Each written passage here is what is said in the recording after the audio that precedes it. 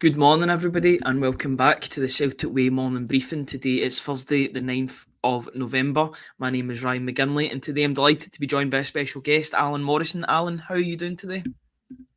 All right, thank you, Ryan. The sun is out at last. Yeah, absolutely. I feel like we've had a couple of days to think about what happened on Tuesday night, and we can maybe look back on it, but also look forward at the same time. That's the only thing that Celtic can do at this point in time. I know Tony and Des McLean were on yesterday talking about the result and maybe the wider impact and the factors why that result transpired. But we're here today to maybe put more of a positive element on it. At least I think so. Anyway, we'll talk about the game. We'll talk about the game at the weekend as well against Aberdeen. Aberdeen, of course, have European duty tonight against PAOK in Greece, so that should be interesting as well. The two teams coming off of not international, off of European after European games. But before we get started, once again, could I thank MPH Group for sponsoring today's morning briefing, as they do with all of the videos. The video is brought to you by MPH Group, which are Scotland's award-winning family-run all-trade specialists covering all of mainland Scotland. Winter's rolling in, and if you're looking to give your home heating system a boost, then MPH have an enticing Navien Boiler Winter Promotion just for you. When you opt for a Navien boiler installation through MPH Boilers, not only are you choosing top tier efficiency, but you're also getting a free Navien Internet Controller. This little gadget can crank up your boiler's efficiency to an impressive 98%. And the cherry on top, they're covering the first year's service, no added costs. And if you're wondering why Navien, they're gunning for Product of the Year at the H&V News Awards, the Oscars of the heating world. And to top it all off, the Navien ON range comes with a up to 12-year parts and labour warranty. That's some serious peace of mind right there. Big shout out to MPH as well. They're nominated for Small Company of the Year at the same awards. MPH even offers flexible finance options, so gear up for the chill and consider making a smart move with MPH and Navien. All the links are in the description. If you're looking for plumbing, heating, kitchens, or bathroom work, then please check out MPH Group. And we thank them once again for being the sponsors to the video. And just before we get started, even more so, if you please subscribe to the Celtic website, £4 for 4 months or £18 for a year, www.celticway.co.uk/subscribe. You'll get analysis pieces from myself and Alan. You'll get opinion pieces from Tony. Anything that you could look for regarding Celtic-based journalism is on the site, celticway.co.uk/subscribe. Now, I think we should talk about that elephant in the room that happened on Tuesday night. I've really not spoke about it a lot since it happened. I was off yesterday, so I wasn't on the briefing. Tony and I did the sort of post-mortem, you could say, after the game. I called it the mauling at the Metropolitano. It really did feel like that, to be honest, even with the depleted men, the man advantage for Atletico Madrid. Alan, just what was your takeaways from the game as a whole? Was there anything that you learned from that game, or was it just a watch through your fingers sort of game? Yeah, I mean, listen, you talked at the beginning there about trying to sort of turn the narrative more positive. I mean, the only real positive I can put on it is really just to sort of remind about the context of the game, really. Mm-hmm. You know, this type of result and indeed, performance arguably, but certainly outcome. Uh, there's always a high risk against teams such as this, okay, and it isn't like it's unprecedented. Last year we dropped 5 goals at the Bernabeu, or 8 to Real Madrid, and honestly, it could have been more. We Mm-hmm. dropped 5 to Leipzig, and it could have been more. We've seen 7 conceded at the new camp, and against PSG, etc. So when you're playing one of the top sides, and let's be under no illusion, this is a top side. Um, this is a team who will be battling at the top of the Spanish, La Liga, and challenging for that title, and will probably be going very far into this competition. So when you play a team like this, and you're a pot four side, and you've got the players that Celtic have got, you've got to have a lot of things go your way, right? You've got to have a pretty good game plan. It's got to be executed almost perfectly. You need to almost have zero, individual mistakes, and you've got to have the rub of the green. and you probably need to have a goalkeeping performance that is exceptional. Because as I keep saying, when Celtic have had eye-catching results in Europe, which have not been that often, against top 5 league sides, it's generally been when the goalkeeper has had an exceptional game. Fraser Foster made 7, 8, maybe 9 saves in each of the games against Lazio. I don't know how many saves he made when we beat Barcelona about 10 years ago, 11 years ago maybe. So and I'm not going to. I don't want to sort of pick on any individual, but we know, as we've been saying on Huddle Breakdown for 2 years, we've got a goalkeeper who pretty much he got what I would expect at this stage of Joe Hart's career. He saved the ones that he could, and he didn't look like he was going to save the ones that he simply doesn't have the speed and agility to get to. So all of again, I'm not picking on him. All of those things need to come together for you to get a result. So when you get a bit of bad luck, and I think the sending off was very unfortunate. It could easily just have remained a yellow card, which is what the referee called at the time. And then the performance drops, and obviously that second goal, I think psychologically was an absolute killer. Yeah. And again, what it masks actually, and again, if you want to be positive, what it masks is, if you look at the sort of momentum of the game, Celtic's game plan under Rodgers in Europe is very different to Postecoglou's, right? So what Rodgers wants to do is to be a little bit more compact, and I've talked about this. It's not a massive change; it's just a little bit of spacing difference, a medium block, let's call it. So we're not camped on our own box. We're kind of owning our own half. We're pressing quite selectively, not all the time, as per under Postecoglou. And then the third element to it is actually using the ball to defend. So we're defending with the ball. So we're being a lot more careful, controlled in possession, and that's a good way to limit the opposition as well. So under Postecoglou, we'd try and get the ball forward quite aggressively. A lot of verticality in the passing, a lot of balls into channels to try and get through the defensive lines, get Kyogo moving early. Whereas with Rodgers, we're kind of maybe not being as exciting, not being as direct, not being as attacking. But of course, what you're doing then is you're at least keeping the ball, you're limiting the opposition, and you're staying in the game. Because again, if you look at the history of European football the last 20 years and look at where there have been upsets in the Champions League group stages, and there's not many, by the way, and it's becoming increasingly rare. The first thing is it tends to have to be a low-scoring game, right? If you're going to pull off an upset, it's going to be a 1-0, or it's going to be a 1-1 or something, or a 0-0, right? Or you're going to nick a draw or something like that. So you've got to keep in the game.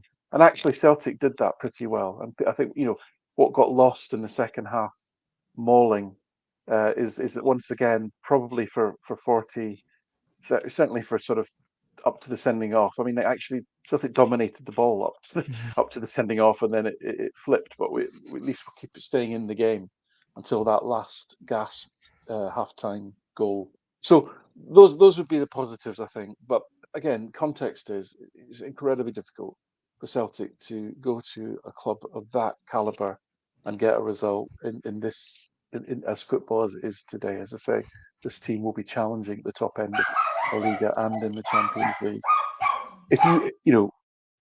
If you want to challenge Atletico Madrid, then we need to have a team that's equivalently strong as Real Madrid and Barcelona. That's the reality of it, right?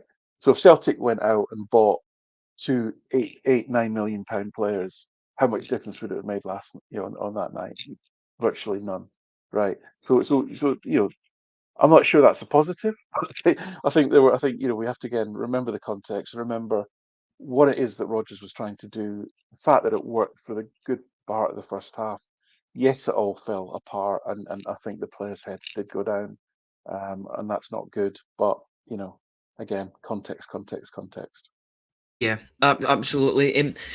It seems as if it was sort of a psychological thing, and we have seen quite a few instances recently of teams going down to 10 and even 9 men, and what psychological sort of mentality they take in the game. I mean, on the Monday, I think we all seen one of the most mental games in recent years, that Spurs v Chelsea game, where Spurs went down to 9 men and they continued to go for it. Yes, it did end up to be their undoing in the end, but it was that mentality. They were going to play with the same, they were going to play at that same level despite, and that same way and that same style despite the amount of players that were on the park.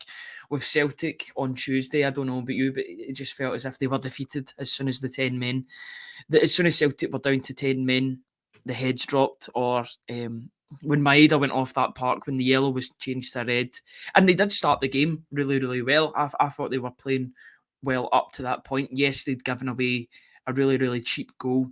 2 mistakes were in the lead up: Joe Hart's punch, and then Cal McGregor's sort of inaccurate or lazy head, or whatever you want to call it, straight to Griezmann. If you're going to header the ball, don't header it to a guy like Griezmann who will take that opportunity, and he certainly did. I know there was a slight deflection, but it was a good shot as well. Just Alan, do you think just psychologically with that 10-man, 10v11, it's obviously difficult with 11 men on the park against a high quality team with internationalists all over the pitch? There's World Cup winners, both in 2018 and 2022. There's internationals like Morata, littered with talent. You've got to keep it to 11 men v 11 men if you possibly can. So when it went down to 10 men, it was such an uphill battle, and that eventually that came home to roost, in a sense, you would say. Yeah, I mean, listen, you can battle on. I think young boys Byrne went down to 10 players against Manchester City and didn't concede after that, but they were already 3-0 down at the time, I think. So yeah, I think it's disappointing that the resilience collapsed a bit in that second half. But it wasn't just the case of it was the sending off; it was who was sent off. Right? Yeah. So Maeda is Celtic's best player without the ball in terms of pressing. He racks up the most sort of pressures, and counter pressures of any player in the squad in these occasions, and therefore what that does, it just means that the defenders at the back have got a little bit less time to build the play, etc. So just little things like that can have a big impact. So it was disappointing that it was who was lost as well. He's very important to Celtic without the ball, in which you're obviously going to have long moments without the ball against a team like that. So yeah, and listen, there's no getting away from the fact that the team did collapse. Was that inevitable that had to happen? No, but is there a high risk of it, as you say, against a team that has got?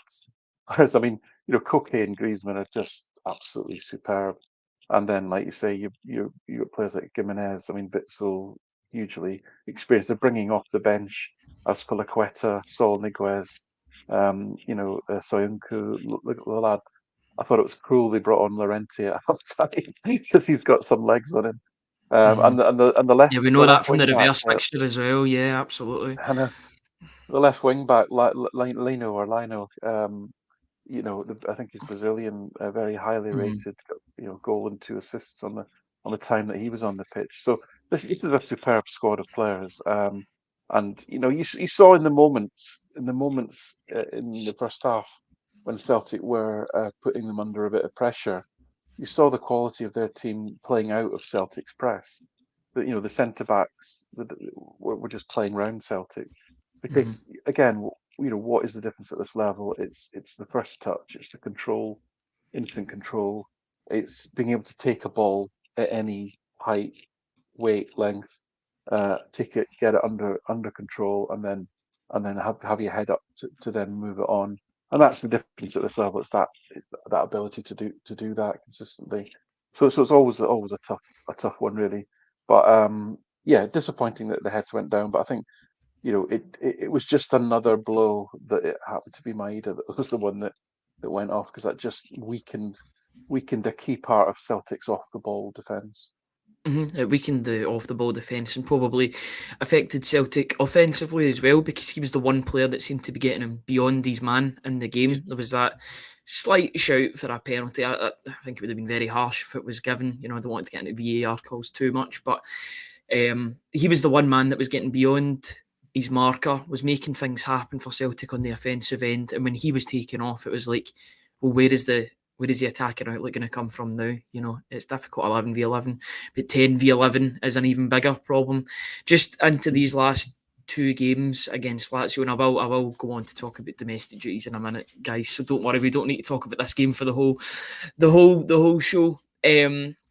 Just going into the last couple of games against Lazio and Feyenoord, I know there's still a remote chance, a tiny chance that Celtic can qualify. But for you personally, you know, just looking at the probabilities and stuff like that, do you think it's just game over again for Celtic in Europe after match day 4, unfortunately, or do you think there's still potentially a chance to get through? I know there is still a remote chance, as I said, but you know, 1 point after 4 games, it's a tall order, isn't it? And it looks like the way the group's shaping up, that both the opponents will have plenty to play for in those games. So we'll get no sort of favours, if you like, in that regard. Listen, I've been, I think, consistent since the start of the season, which is, I believe our Celtic squad is weaker than it was last season. Last season we went into a tough European Champions League campaign, playing a very consistent and well-organised style of football. And as I said earlier, we could easily have lost far more heavily than what we actually did to the pot 1 and 2 teams. Should have beaten Shakhtar, but actually we're better than Shakhtar. And that's, again, where that little bit of luck or a little bit of clinical finishing comes in. As I say, we can't realistically compete with Atletico Madrid other than to be resilient, well-organised, and hope for a bit of luck. But we can certainly compete with the likes of Feyenoord and Lazio. So, you know, again, things haven't gone Celtic's way this campaign in terms of the sendings off in Feyenoord after a first half where we basically nullified them. Again, kept possession well, restricted them to virtually nothing. Desperately unlucky against Lazio, you know, fractions of inches at either end of the pitch, and it's the reverse result. So you need to cling on to that, and the players need to cling on to that, and realise that in these 2 games coming up, that you know, without those misfortunes, these can be very, very tight games in which, you know, a moment of brilliance, a bit of luck can easily turn it Celtic's way, and that's what you've got to sort of believe, that if you work hard enough, that will happen. The harder you work, the more lucky you get, type of thing. So it's still all to play for in that sense. You know, there's no reason Celtic can't be and have been competitive against these opponents so far in the group. I know the results haven't gone our way, but the performances have been good, I would say, and heartening in that sense. So I think there'll be tight games again. I think Rodgers will stick with what he's trying to do. It makes sense. I know people can say, look at the results, but the performances make sense. What he's trying to do makes sense in terms of trying to get a result in Europe, and I think he'll not change that. And they just got to, you know, stick together really, and just hopefully get that little break. And then you never know. Yeah, absolutely. And the reason why we made this tagline or sort of headline for the video today, when we put the speech marks in unacceptable, is because Alistair Johnston was talking after the game, and he was talking about how it was an unacceptable result for Celtic. I'm just going to read out some of the quotes that Johnston made. He says, "It was the toughest defeat in my time at Celtic for sure, but in my career I've never had a game like that where they're just doing whatever they want to you. It was frustrating, difficult, because it feels like you can't get the ball, you can't get in their half, and it's wave after wave. That's something we were so disappointed with. Even going down to 10 men, we should not have conceded that much territory and chances. We need to look at ourselves in the mirror individually and collectively and figure out what we want to do, because that was unacceptable. This is a really talented group we were playing against. They have World Cup winners in there, and they really punished us. You could all see that the level is between ourselves and a team that is aiming to win the tournament, never mind get out the group." So you've got players that are honest as well regarding their where they are, and I quite like that honesty from Alistair Johnston. I thought, you know, if we talk about his form, I think he's been quite up and down in the past couple of weeks with his form. I think that's because you expect him to have a 7 or 8 out of 10 most games. He's one of those consistent performers that when his level does drop ever so slightly, it is clear. But it's good to see that a player like Alistair Johnston is honest. He's taking it individually and he's taking it collectively. But he's also quite realistic in his opinion that, you know, Atletico Madrid will be trying to win this tournament, never mind get out of the group. They'll be wanting to go far and try and make themselves a problem for some of the other teams that will be getting out of the group, both first and second. So yeah, what do you make of that honesty, Alan? Do you like hearing that with regard to the players knowing where they are, sort of not knowing where they are in the football and food chain, but they understand where they're situated? Yeah, listen, any problem in life cannot be solved unless you're honest about where you are today. So in that sense, it's healthy and to be welcomed that he is that honest about where they are. And listen, remember, he won't have been in that situation before, as will Hmm. many in that squad, other than probably Joe Hart and Callum McGregor.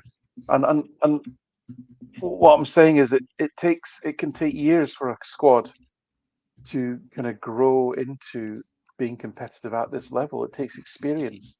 It's not like they were getting a dozen games a year. It's like three games, 6 games last year. Not everybody played in those games. Carter Vickers missed a chunk of them. He missed out on a lot of good experiences last year. He missed 2 or 3 of those matches, for example. So, I mean, I think back to, let's think of a recent example. How long did it take Manchester City to actually go deep into the tournament? All the It's money true. they spent, it took that squad years to learn how to navigate nights like that, where you're in a difficult place against a really good side and things aren't going your way. How do you at least escape with the least damage, even if you're not going to win the game? And that takes years to learn that, because, as I say, Celtic are only to get 6 games a year to build that experience. I always remember the great Olympic Lyon side of the sort of 90s, early I think, 90s, early 2000s. They were French champions for 9 years in a row. They were a superb side, and every year they got just a little bit better until finally they were a consistent quarter-final team.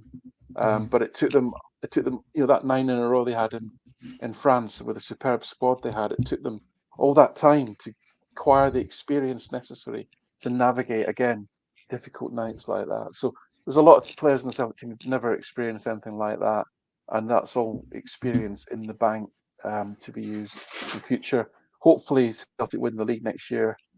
We maybe get an extra, maybe 2 or 4 Champions League matches, and that experience and that growth accelerates within the squad. That learning, but you can't underestimate.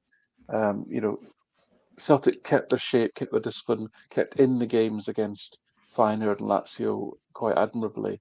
They didn't against Madrid, and because they're playing against a superb side who could just pop the ball out at will and bring on equally as good players off the bench. This is what Celtic were doing to St Johnstone last season, right? Hmm. And to be on the other end of that is going to take some learning and some time. Yeah, it was quite amazing to see the difference from Saturday's game at Dingwall to Tuesday at the Metropolitano. The stats were so heavily for one team. In both games, a lot of that was down to, I know Atletico Madrid would dominate a lot of stats anyway, and if 11v11 was at Dingwall, Celtic would still dominate in most parts of the game. But I think Celtic only had one to Atletico Madrid, something like 26 or 27 shots.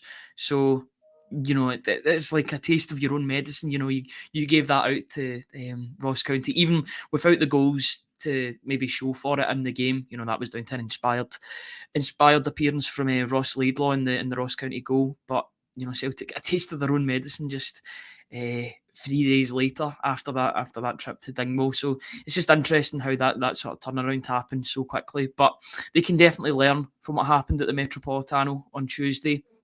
Hopefully they learn from it as a team and they can bring that into the Lazio and Feyenoord games and finish the group strong, because we want Celtic to be improving every single year. They get 2 points last year in the Champions League group stage, both against Shakhtar Donetsk. I would argue that they've already had the better result against Atletico Madrid with that 2-2 draw. If they can get anything else in the group, then I think that would show a slight improvement. There's some areas that they can definitely work on, but it's a new manager as well. That's the problem that Celtic have got. There's still that transition from the old manager to the new manager. I know he'd already been at the club, but hardly anyone that played under him the first time is still there, apart from Callum McGregor, James Forrest, and Scott Bain to a lesser extent. But yeah, it's all about that. It's all about that adaptation, and hopefully in the coming seasons they learn from results like Tuesday and become a better team for it in Europe. Just going on to it's Thursday. Celtic don't play till Sunday. They're in a bit of an enviable position when compared to their opposition on Sunday, because Aberdeen play tonight. That's going to be a very, very difficult game against PAOK. PAOK already put out Hearts out of the Conference League in qualifying. Thought they were quite an impressive outlet. I don't want to go on about Aberdeen too much, but in terms of their European exertions, but the Celtic's opponents on Sunday. Do you think that's a big advantage? I would certainly say so with regard to Aberdeen playing on the Thursday and Sunday, whereas Celtic played on Tuesday. It was a really grueling game in Madrid, but they've had that 4 or 5 days to recover, recuperate, and then maybe have the chance to take it out on a team as well. You'd expect Celtic to potentially be quite angry about what happened. Big home game on Sunday. Do you think all of the positives are going in Celtic's favour for this game on Sunday? Yeah, Well, it depends actually on the Aberdeen result, obviously. Sorry. Well, I mean, even if they win, I suspect the effort they'll have to put into that to get any result in Greece is going to be significant. It's going to be a very difficult, challenging game for them in any circumstances.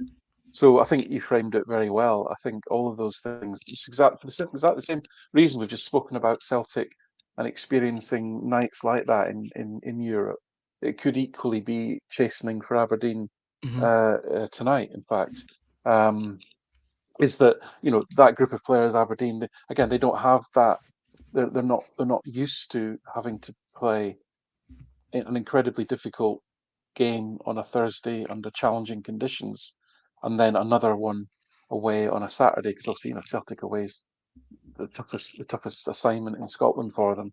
So to come off the back of that Thursday night, I think is going to be incredibly challenging for an Aberdeen team that is at best inconsistent this season. In any case, they've had some great results, but some of their performances have been terrible.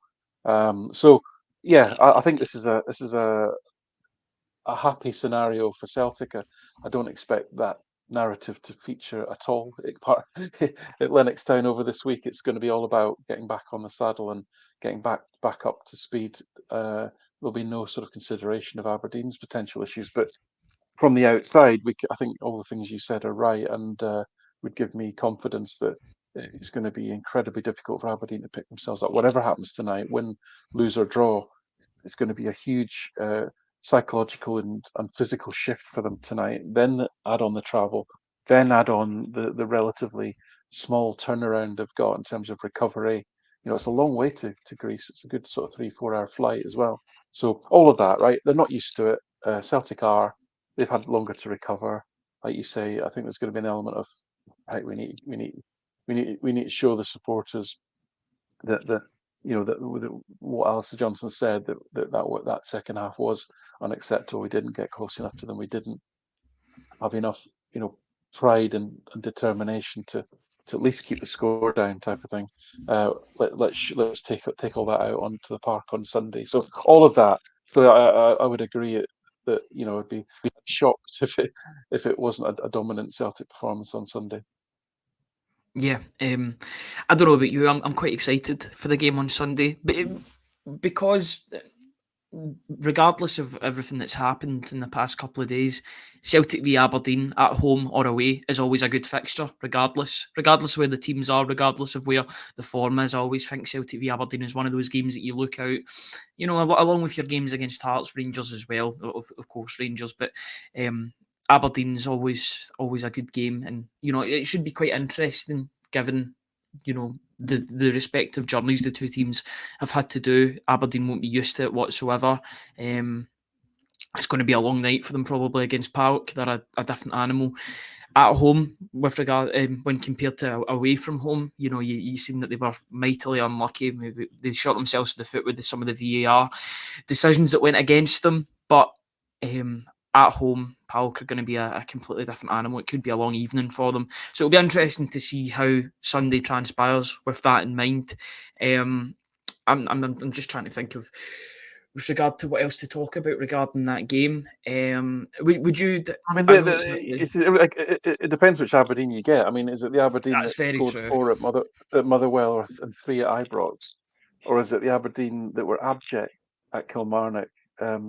had one shot on target and got hammered. And as I say, I think to me Aberdeen, again, listen, if you watch the huddle breakdown, we've talked about this. We all love Barry Robson, but I don't rate him as a manager from what I've seen so far. I don't understand how you can have that collection of players and play the way they do. Right? They've got really talented forwards. They've got some talented central midfielders, and they just play long ball after long ball rather than building the play, being careful with possession, and they've got the technical players to do that. They're a very sort of direct team, and I don't think that suits the actual players that they've got. So, that's shown really in how erratic that they are, and they've got one of the highest kind of expected goals against in the league as well. So, defensively, it's not doing them kind of any favors. So, they've had some good results, but as I say, given the context of the game, the conditions under which they'll be playing this, in terms of their exertions tonight, I would expect, as I say, a dominant Celtic. Yeah, and fingers crossed that is the case. Yeah, I would agree with everything you've said regarding Aberdeen, a very, very inconsistent team, but loads of talented individuals. Miovski, Duke, Connor Barron, as well as making his way back into that side. Graham Shinney's he's been a solid operator in the Scottish Premiership at least, in his numerous spells in the league. It should be an interesting game. Talented players, but Celtic have got loads of talented players that should be hurt after Tuesday. You'd assume quite a few of them will want to make things right. I know they can't make things right in terms of European going back to the domestically, but just in terms of the mindset, they'll be wanting to go out and put on a show, really.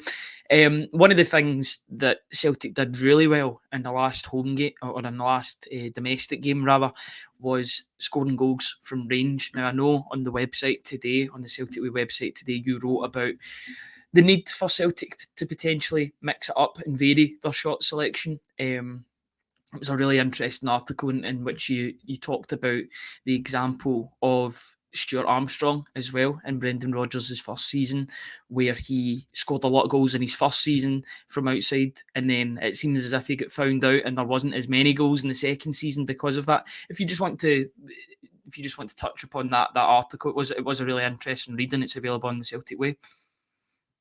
Yeah, listen, I mean, clearly, I was triggered by Brendan Rodgers watching his interview on Celtic TV immediately after the game, where he talked about that he'd worked with the analysts, and where they're up against a low block, as they were obviously against Ross County, that you need to have players that are going to take shots, and basically, if you do that, things can happen, deflections, the ball can spill off the goalkeeper, all that sort of stuff. And I thought it was interesting that he actually had highlighted the fact that it seemed like a bit of a strategic decision to take more long shots. And there's no doubt that Celtic are taking more long shots this season than they had done under Postecoglou.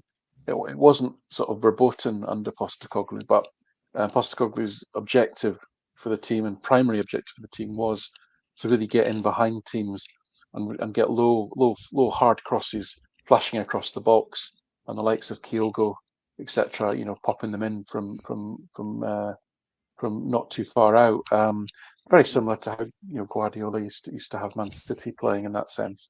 There's nothing remarkable or revolutionary about it. It absolutely makes sense. You should be looking as a rule to take your shots as close to goal and as central as you possibly can, because you've got a higher probability of scoring. It's as simple as that. Expected goals models are built on exactly that. But, tell us this. This is exactly what expected goals tells us. And just as an aside, then, so industry trends. So in the English Premier League, the average range of a shot has been going gradually down and down and down as more and more teams have developed data analysis. They've got access to data, whether it's Scout or StatsBomb or whatever the vendor is that they use.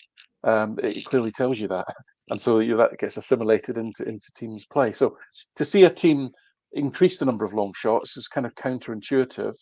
It's and based on what Rodgers said, it sounds like it was deliberate. And listen, who can argue? Look at the outcome.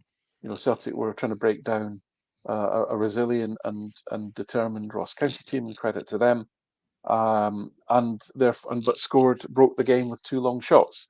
However, I would say, as I say, the Stuart Armstrong parable, if you like, is one that needs to be in our minds on this. Is that just because a long shot goes in doesn't mean to say you're going to get lucky every time. You're not, because, as I say, shot from 25, 30 yards, you're at best got a 5% chance. If there's no bodies in the way and you've got time, you're at best got a sort of 5% chance, which is like 1 in 20 of going in, and more likely it's a sort of between a 1 and 3% chance of scoring. So, at 1%, you need 100 shots to get 1 expected goal, right? So there physically isn't enough time in the game to have 100 shots. So yes, you can get. Yes, we've got some skilled exponents of this. Turnbull and Palmer clearly are very good strikers of the ball. And by the way, Palmer did the thing with his goal, which I rarely see, and I absolutely loved, which is most players, when they take a shot from outside the box, they set the ball off when it leaves their foot, aiming for the corner. And you think, well, that makes sense. It's basic physics. If you've got any deviation on the ball when it leaves your foot, by the time it reaches the goal, that amount of deviation has become that amount of deviation. So you've got to be incredibly accurate. What Palmer did, which was brilliant, is he knowing he was going to get a good degree of swaz on the ball, he actually hit the ball at the centre of the goal. And by the time it reached the goal, it was in the top corner. And that made you don't see players do that very often. That was actually brilliant. Anyway, back to the strategy of long shots. It's not something. I guess where I'm coming with this is it's not something I would generally recommend. The numbers are against you. The probabilities are against you. Bear in mind as well, if you take a shot from 25 yards and it sails over the bar, think about it this way: you've lost possession, you've lost attacking momentum. We saw it on the weekend there. Laidlaw took about 5 minutes to get the ball back, reset it, have a drink, fiddle with his socks, all that, right? Injured as well, and the ball miraculously recovers. And the ball gets hoofed up on top of Greg Taylor's head. Someone else wins it. They might get a throw in up your end, and it might be another 2 or 3 minutes before you're attacking again. So you've got to think about it in that sense as well. It's the opportunity cost. By taking a shot with a very low probability, there's the opportunity cost of not only losing possession, but of generating a much better chance, which is where Postecoglou's approach came in, of overloading wide, getting the ball across the box, getting lots of bodies in the box to take shots from that. I'm much more favourable of that as an approach. However, it's fine. It's fine when you've got somebody of the quality of a Turnbull or a Palmer doing it occasionally, right? But I wouldn't want to see like a Callum McGregor, who's not a good striker of the ball. I wouldn't like to see him taking lots of long shots. So, long story short, it's something to be done selectively by your better proponents. It's not something you should be doing in terms of, right, today, lads, we're going to be continually banging it in from 30 yards, because you'll find that may well become, you might get lucky with 1 or 2, but equally, you might find it a very long and frustrating afternoon. Yeah, Lewis Palmer's goal was a 0.02 XG. It went up in post-shot XG to 0.10, but even still, that's very, very low. It's a low percentage chance. It's just the quality. And that swaz, as you were talking about, that's probably my favourite goal of this season so far. It's just the quality. And I think the celebration just adds to it as well, because, if it was me that scored that goal, I'd be running about mental. Instead, no, he runs away to Harry Kewell, high fives. He's like, this is what I do in training. It's just my job has come to fruition on the biggest stage, or on the domestic stage. Plenty more where that came from. Obviously, he'll be suspended for the Lazio game due to picking up yellow cards. He's a wee bit petulant sometimes, especially in Europe. He picks up a lot of yellow cards, throwing his arms about, throwing his hands about. I think he's definitely going to be a star in the coming years, especially from long range. And as long as Palmer and Turnbull and maybe a couple of other players stick to those long shots, and the players that are good at working the ball into the box do that, then Celtic should be okay. But if there's an over-reliance on it, then that could be problematic. You don't want to get in a Ryan Christie scenario where he's just taking a shot every time he gets a bit of space, when he could easily pass it into more space for a player, pass it into a striker, and then get an easier goal. As you said, more teams are adopting that that high XG, sort of going for passing the ball into better space and getting closer to the goal. I think one of the better sides in the Premier League at doing it are Brentford. That's a team that know what they're working with. They know their strengths and working it into the box. The boy in particular for them, Mboemo's having an incredible season for doing that, for taking smart shots. They're a team that play within their means, but they get a lot of goals because of that, because they know how to play. Not to say that they can't score a long shot, I know they can, but they're really good at working that ball into space. Man City are probably the best team at doing it, because they've got a striker that loves that. He'll dine on those chances all season. But it's something that Celtic should probably adopt and just think about in the going into the future, because they can't be relying too much on long shots. But it was a really interesting piece from you, Alan, and I encourage everybody to have read it. There's loads of stats on there, there's tables, and a bit of opinion on there too. So if you are interested, I've put the link in the comments. Please check it out on www.celticway.co.uk. Sorry, what were you saying? Sorry, Ryan. Sorry, I didn't mean to interrupt you there. But yeah, I mean, you're all right. Brentford are run by a man who made his money, makes his money from selling high-end information to high-end gamblers, and they're a utterly data-driven organisation, Brentford, and Manchester City's football analysis department has literally got rocket scientists in it, people with PhD in astrophysics building models for them. Right? It's not some wee intern. These are serious people. And that's why I'd love to have heard the conversation that Rodgers had with the analysts at Celtic about taking long shots. I'd be fascinated to know what was said in that conversation. But yeah, listen, just always remember Stuart Armstrong, because seven or eight long shots went in Rodgers' first season. None. He had 60 shots from outside the box the second season. None went in, because guess what? Is equally as you might get lucky and get a deflection, the keeper doesn't quite see a bit of swaz or whatever. Equally, the keeper saves them all, or they all get slightly deflected and they go past the post or over the bar, etc. So it's a high risk strategy if you're relying on long shots as part of your long-term approach to scoring goals. Yeah, it's like football Moneyball, isn't it? With Brentford, with their sister club Midtjylland as well. I know they've shared quite a few players between the two teams, but they're a very interesting outfit, and they're certainly holding their own in the Premier League. Down to data, it shows that data does work for some teams, especially. That if they're entirely data driven and they're consistently, I'm not going to say punching above their weight in the Premier League, because they deserve to be there for their performances. They're a bogey team for quite a few teams, but it shows that data is coming into the game more and more and more, and it's working for them. And even without a player like Ivan Toney, who's been out for months. I know I've mentioned Ivan Toney on a Celtic podcast. He was in the building, we know, in 2020, but even without him, they're doing a great job in the Premier League. It just shows that data's making its way into football, and I don't think it's going to change now. I think that'll be it from now until whenever, basically, the data will be there. So that's us gone 42, 43 minutes into it. Is there anything else that you want to discuss regarding the game on Tuesday or the game at the weekend, Alan? Is there anything that has sprung to mind? No, certainly not. I mean, I've got you got to. We're doing a huddle breakdown later, so I'm going to have to go through in a lot of detail in the Madrid game again. So I'm not minded to have a little break from that, I think. But no, so I think I'm good. Thanks for having me on again, Ryan.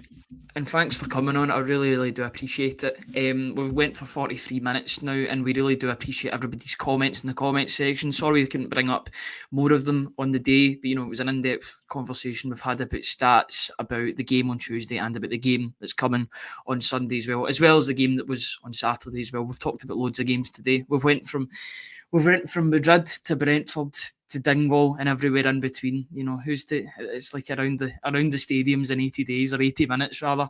But we thank everybody for joining us today on the podcast. Once again, if we could just say thank you again to MPH Group, who sponsored the morning briefing as well as the pre and post match videos. They are Scotland's award-winning family-run all-trade specialists covering all of mainland Scotland. Winter's rolling in, and if you're looking at giving your home heating system a boost, then MPH have an enticing Navien Boiler Winter Promotion just for you. When you opt for a Navien Boiler installation through MPH Boilers, not only are you choosing top-tier efficiency, but you're also getting a free Navien Internet Controller. This little gadget can crank up your boiler's efficiency to an impressive 98%. The cherry on top, they're covering the first year's service, no added costs. If you're wondering why Navien, they're gunning for Product of the Year, the H&V News Awards. To top it all off, the Navien ON range comes with an up to 12-year parts and labour warranty.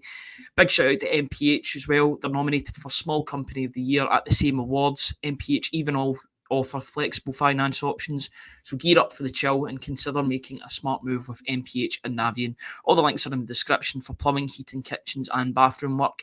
And before we finish, once again, please subscribe to the Celtic Way website for £4 for 4 months or £18 for a year. Somebody in the comments was saying about why would you subscribe for the £18 when it's more expensive than the £4 for 4 months? The £4 for 4 months is a one-time offer. After that, if you were to do the £18 for a year, the £4 for 4 months would just be obsolete in that. So it's either or, but either way, it's value for money.